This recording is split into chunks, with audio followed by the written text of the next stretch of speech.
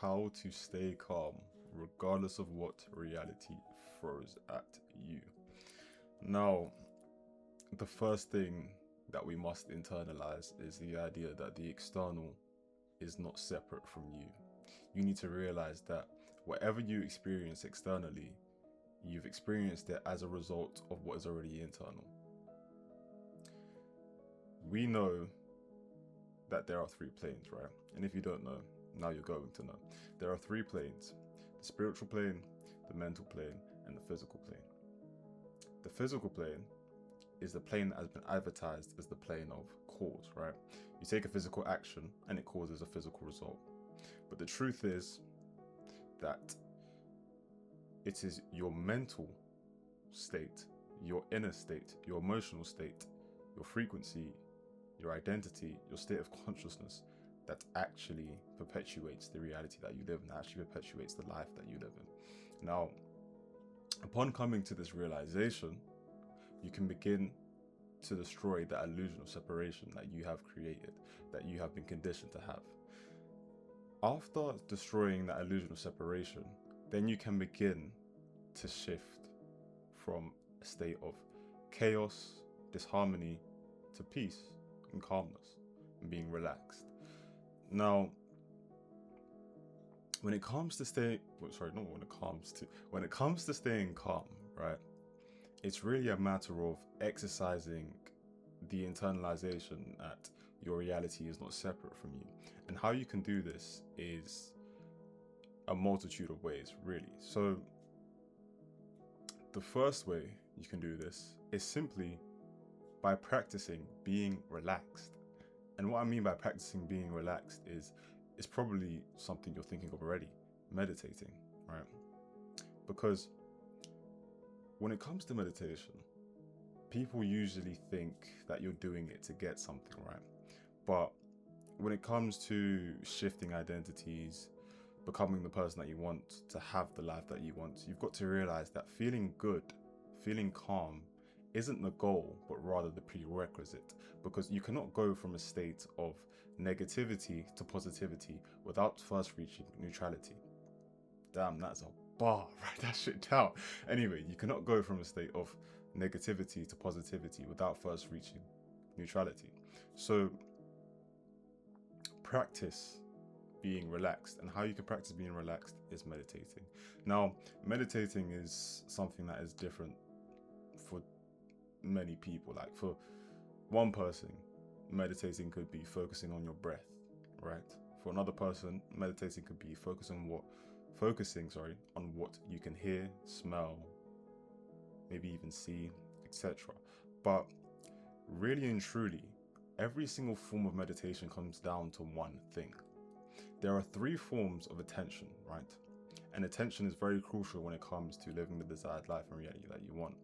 There is desired attention, attention towards something that you desire, towards something that you want. Neutral attention, attention which has no attachments, no wants, no hates, no needs, nothing. And then finally, there is fearful attention, attention to something which you are scared of, which you fear. Now, neutral attention is the level of attention that you achieve when you meditate. When you meditate, when you pray, pray, depends what you're praying for, really. When you meditate, when you pray, I'm not really sure about praying, if that is neutral attention, because when you pray for something, you do want something, as in most of the time, a lot of the time, people pray to gain something. So forget that for now, alright?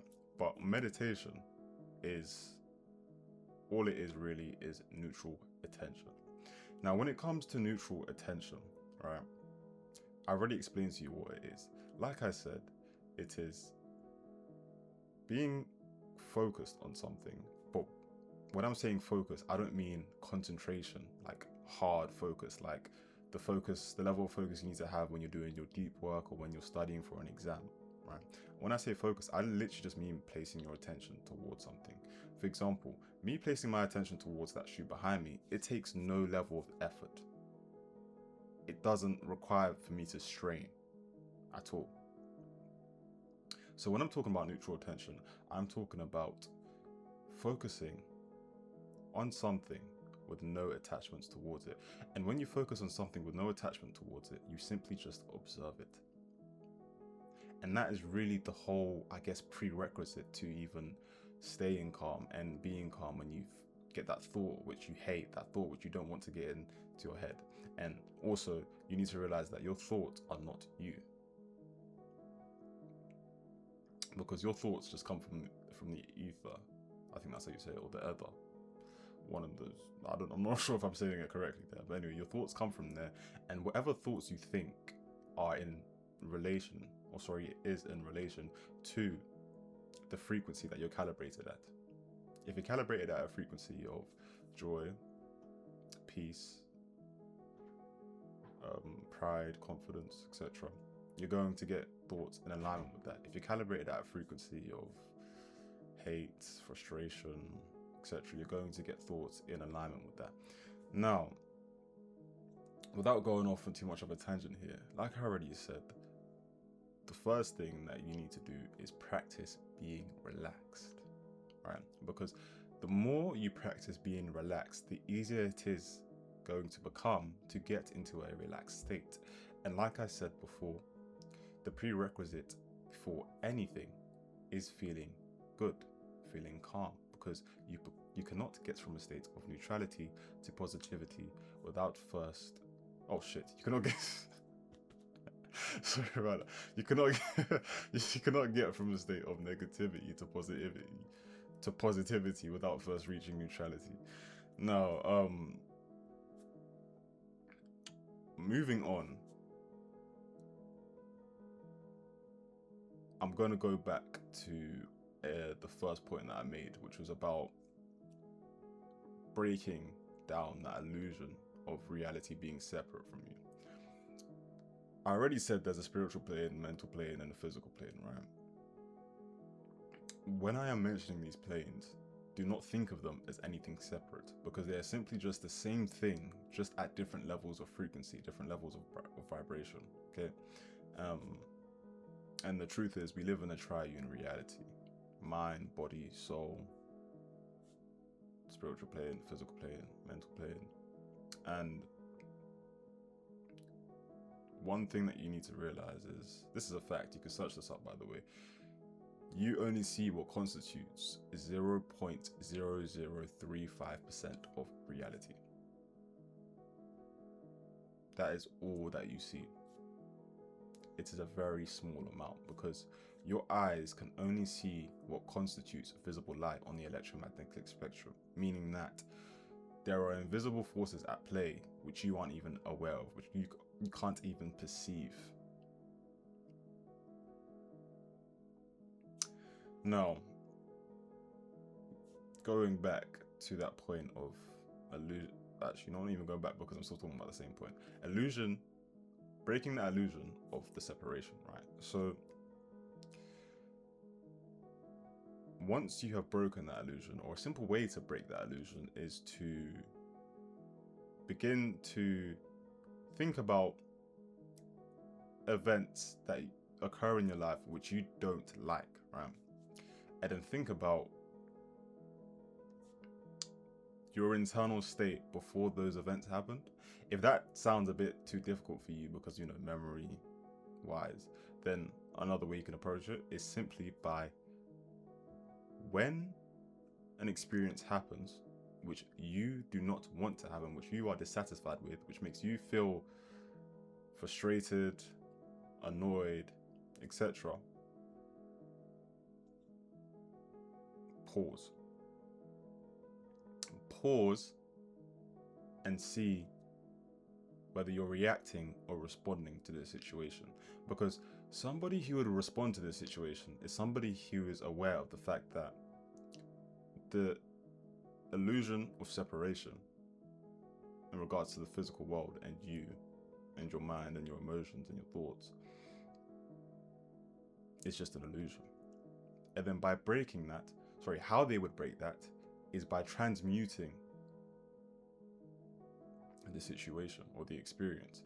And how you can transmute the situation or the experience is by simply using the fact that your subconscious mind cannot distinguish between imagination and reality, and your subconscious mind has no conception of the past or the future. It doesn't understand those ideas. It only sees and understands or perceives the present. Your subconscious mind is completely illogical, right? Your subconscious mind only speaks the language of emotion. So by simply feeling emotion that is positive, that is in alignment with whatever you would want that situation to be instead, or that experience to be instead, the subconscious mind will then perpetuate whatever is in alignment with that emotion into your reality. Now, like I already said, you cannot get to a state of positivity without first reaching neutrality from negativity, right? And how we can utilize this is by simply realizing that there is polarity in this world, right? Everything in this world has two poles, has two sides, two opposing poles. Evil, good. Sorry, that one is really, I guess, a bit of a grey area actually. Yin and yang, darkness, I guess light, frustration, relaxation, being calm, strength, weakness, dull, sharp, noise, quiet. On every single level, there is polarity, right? If you even think about it in the triune reality that we live in, the physical and the spiritual. Because like I said, every single thing is vibration, but just at different levels, right? The invisible forces that you cannot perceive, that you cannot see, are simply the forces of consciousness, mental plane, spiritual plane, etc. Now, without going off on too much of a tangent here, like I said, you can reach that state of positivity, but you first have to reach that state of neutrality. And how you reach that state of neutrality is by creating an experience, an imaginative experience, where you experience what you would want instead of the situation that occurred that generated the negative emotion. Now, how you want to approach this is up to you, because within the manifestation space, there's a lot of focus on techniques. And one thing that you need to realize is what really has power isn't the technique that you decide to use in order for you to convince your subconscious mind, but rather the conviction that you have in the technique that you use. Because without conviction, none of this shit works. Okay, it's the same reason as to why someone could not know any of this information, but due to the fact that what they think they know, they have conviction in, it works for them. Conviction is the key here. You are the key. And obviously, when it comes to developing conviction in certain techniques, it can be as simple as researching as to why a technique would work, and then, if that aligns with your common sense, you then have conviction in that technique. Or the conviction in the technique could be generated from you trying the technique, and then the technique seeming to work or working, and then you now have conviction in that technique. Okay, so if you've tried, I don't know, affirmations and it hasn't worked, right? And it kind of didn't make sense to you, but visualization does make sense to you, because you're thinking, oh wait, the subconscious mind cannot distinguish between imagination and reality. It also cannot distinguish between the past or the future. It only conceives the present, etc. And then you decide you want to visualize. Cool, because you have conviction in that technique, right? Now, use your desired technique. I'm going to say what I would do, but if what I would do doesn't sound like something you have conviction in, do what you would do, because at the end of the day, the only thing that matters here is actually getting that emotion generated. Because like I said, the subconscious mind does not give a fuck about any other thing other than emotion. And then once you repeat that, you then begin to perpetuate it into your reality and your identity, because like I said, your reality stems from you. Now, I'm just trying to remember if I've said every single point here.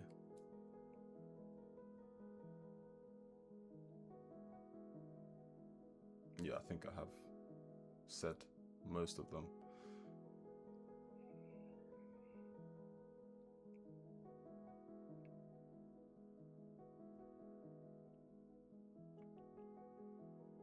Hmm. Okay, cool. So after you have, I guess, transmuted the experience, what will then happen after a result of you transmuting the experience is, like I said before, it works this way. Your frequency, your intuition. Your intuition then creates compelling thoughts, and those compelling thoughts then create action, which then affects your reality. And then naturally, you will have actions that you feel inspired or that you feel motivated to do or that you feel that you should do. Okay. And when it comes to being calm as well, one thing that you must realize is you will never be able to control your life or your reality or be able to navigate it better if you cannot navigate yourself, if you cannot control yourself. Because, like I said, reality stems from you. And the simple way to gain control over yourself or to exercise control over yourself, treating your word as law. If you tell yourself you're going to do something, you do it. The things that you know you should be doing, you do them. The things that you know you shouldn't be doing, you don't do them.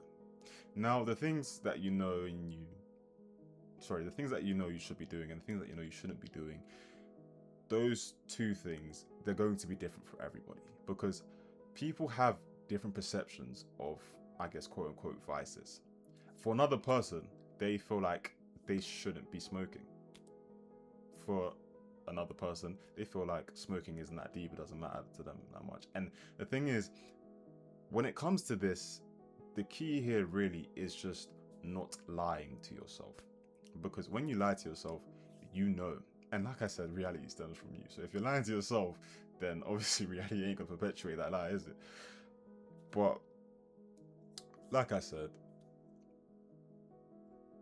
reality stems from you. So treat your word as law. Do the things that you know you should be doing. Don't do the things that you know you shouldn't be doing.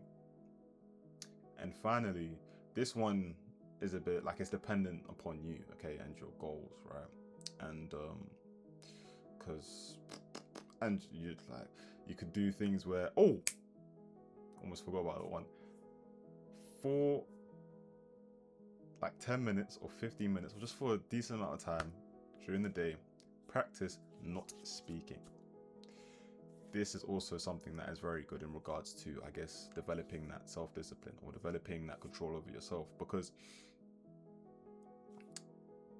due to behavioral psychology, right, we have been conditioned, due to behavioral psychology, I don't even know if I'm using that in the right context, due to your parents' conditioning, right, because obviously you get conditioned by your family members, the people who take care of you, in order for you to actually integrate into society within the realm of behavioral psychology.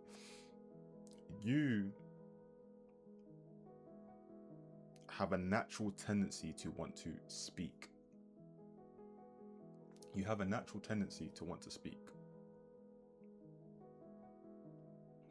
And because you have that natural tendency, sorry, my ear was itching. I don't know what that was. Anyways, so because you have a natural tendency to speak,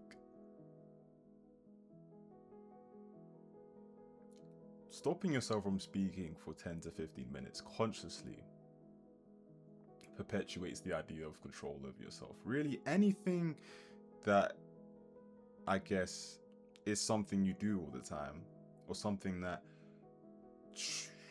is mostly impulse, which you stop yourself from doing, it could literally be as simple as stopping yourself from swallowing for like 5 to 10 minutes. Pause. Fucking hell, pause. Because I don't know, maybe one thing for me was that when meditating, sometimes I like to stop myself from swallowing because, you know, swallowing is something that your body naturally does. Poor as fuck. Anyways, another thing I like to do is just being completely still regardless of what I feel. Even if it feels like an insect is crawling on my face, or I don't know, I get an itch in my fucking bum or some shit, I just don't scratch it, right? Or I get an itch on my shoulder or anything really. I don't scratch it, and I'm just completely still for like 10 to 15 minutes, 20 minutes maybe, you know, it all depends on, you know, whatever time span feels good for you, right? Certain people do 1 hour. Damn. Anyways, yeah, just do things in alignment with that in a way, because when you develop that control over yourself, it also, I guess, improves your ability to stop yourself from reacting and actually make it so that you respond instead of react. And because you've responded instead of reacting, you have been able to, I guess, transmute it in a way. Because another way you can simply transmute it is just changing your perception of it, asking yourself, what would my desired self perceive in regards to this? How would they perceive this? How would that version of me perceive this? And so yeah, quick summary is, please tell me you've been taking notes, right? Don't just go to the end of the video and write the summary that I've said. Okay, don't just do that. Don't be cheeky. Anyways, quick summary. Breaking that illusion of of a separation between the internal and the external. Realizing that everything coincides with you, everything is in alignment with you, everything you experience is in alignment with you. You're responsible for everything you're experiencing. This is not to say that you are a fucking terrible person. You are, I don't know, you want life to be bad for you. It's just that you weren't aware of the power that you had. You weren't aware of the things that you could do. And the truth is, people like to, I guess, move as if manifestation is something that you only consciously do or you decide to do. But the truth is, you have been manifesting throughout your entire life. Ever since you were a child, ever since you were a baby even, you have been manifesting your entire life, because your subconscious mind constantly outputs the information that it is given. Regardless of what the information is, it is completely impartial. It doesn't care if the information is something that will be detrimental to you or if it's something that will benefit you or serve you. It does not care. So yeah, man, and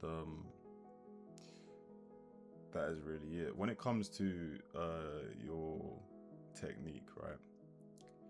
Even I did say that's it, but this is just one extra point I want to add. When it comes to your technique, right? Even like I said, the first action point was practicing being relaxed more by meditating. However you meditate is up to you, because really meditating is just neutral attention. Now, like I said, practicing being relaxed helps you to be relaxed more, to get into that relaxed state more. And being able to get into that relaxed state more gives you the ability to go from a negative state to a neutral state faster or more efficiently. And that then coincides with the truth that your brain has 4 brainwave states: beta, alpha, theta, and then delta. I'm gonna say it again: beta, alpha, theta, delta. Beta is the state that you're in when you're wide awake. It's probably the state that you're in while you're watching this video. You probably, or maybe alpha, depending on if you're a bit tired or, you know, it's late in the night while you're watching this. Alpha is the state where you are slightly relaxed or in a slightly meditative state. Theta is the state where you are deeply relaxed or in a deeply meditative state. Now, after theta, you just have sleep. So theta and alpha. See, I've got two fingers up here because I wanted to say both of them, and also because I don't want to swear at you like this. Theta and alpha are the two states. Sorry, alpha and theta are the two states in which your subconscious mind is more impressionable. They are the two states in which it is easier for you to impression things upon your subconscious mind. So another reason why you want to practice being relaxed more is because you need it as a prerequisite. Like I said, you literally need it as a prerequisite. I even said this earlier in the video, like you genuinely need feeling good as a prerequisite to get to that positive state, that proper positive state, that real positive state, if you get what I mean. Now, practicing being relaxed also helps because a lot of people, actually, you know what, I'm going to change that. Practicing being relaxed is going to be a different journey for a multitude of you, because different people grew up with different childhoods or even different emotional traumas, right? And because you grew up differently, it is going to either be easier or more difficult for you to get relaxed, or for you to enter that relaxed state. If you grew up in an environment where you had to always be alert, when you had to always worry about this or worry about that, then it is often likely for it to be more difficult for you to get relaxed, or to be relaxed, or to get into that relaxed state. So it's going to, when I say difficulty, I'm really just talking about the amount of time it's going to take. For another person, it could literally take 5 minutes. Oh, for the other, it could take like 20 to 30. However long it takes, if you're serious, you don't care. So this point shouldn't really matter to you. But yeah.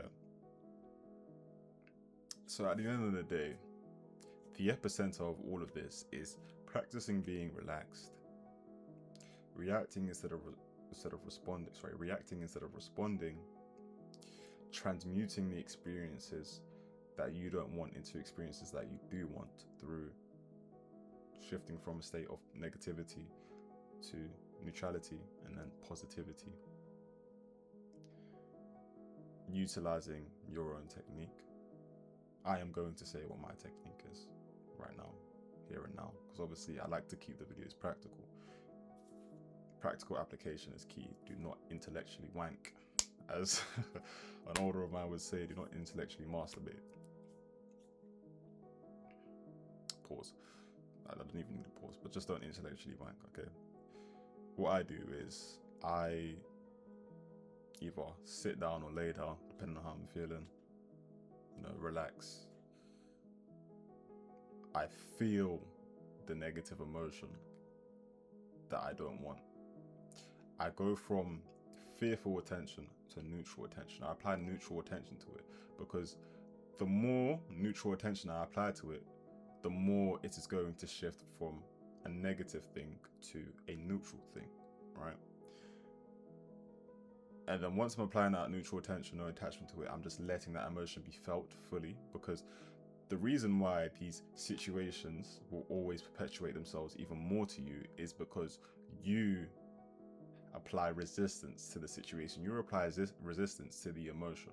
So apply that neutral attention to the emotion until you reach a state of neutrality, where you feel calm and relaxed. And then you can go from a state of neutrality to positivity by reframing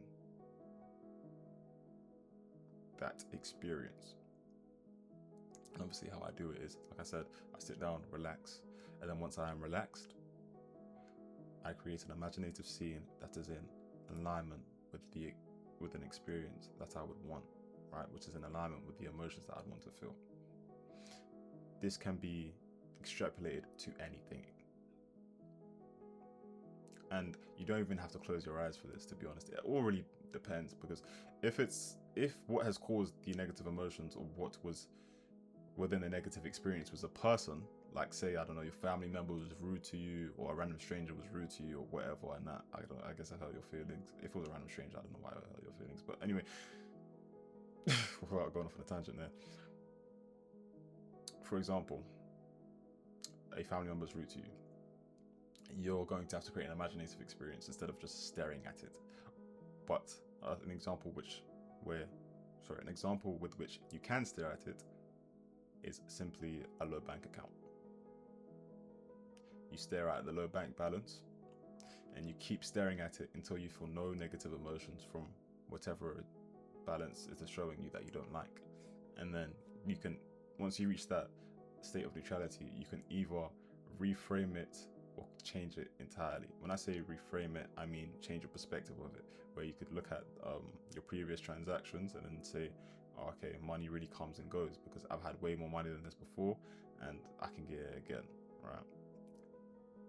Or you can completely change it by using the fact that your subconscious mind cannot distinguish between imagination and reality and the past and the future by creating an imaginative scene which shows you different, which shows you more money in that account.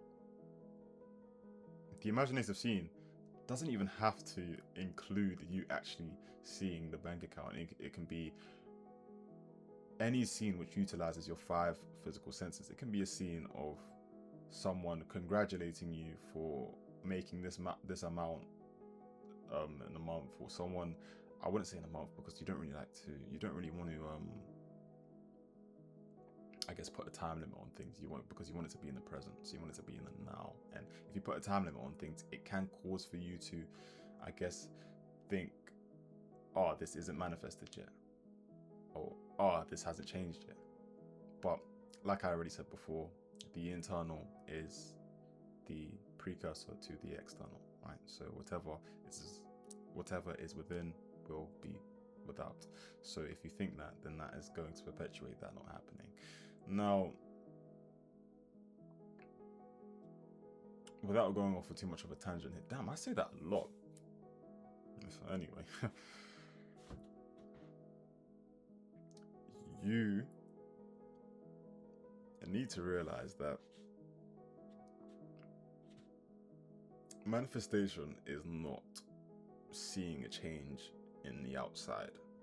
Okay, it's not seeing a change in what is without. It's not seeing a change in the external, because dependence upon the external only signifies that your internal hasn't changed.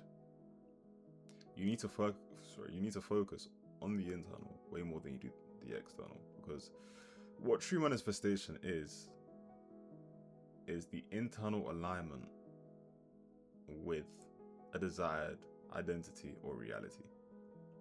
Because when you manifest something, manifestation is an instant process, by the way. When you manifest something, you don't wait for it externally. You already feel as if you have it internally, which is why you are no longer emotionally dependent upon seeing it externally. That's a bar, write that down. And once you have come to this realization, I guess, manifesting being a calmer person and, reality not being as chaotic and as adverse becomes easier. And yeah, that is really it. Thank you for watching this video. If you have any questions, write them down in the comments, and also write down your notes in the comments. But the people that watch this to the end and didn't make any notes, don't you dare use those notes that are in the comments and plagiarize and copy them, because at the end of the day, the only real way you can actually learn something is by writing it in your own words, with your own vocabulary, in the way that you would say it, in the way that you would write it. Because plain regurgitation, does nothing for you. You're not really learning. That's why in school they always made it so that, or they always told you to write it down in your own words. But yeah, that is it for today's video. Thank you for watching. Goodbye.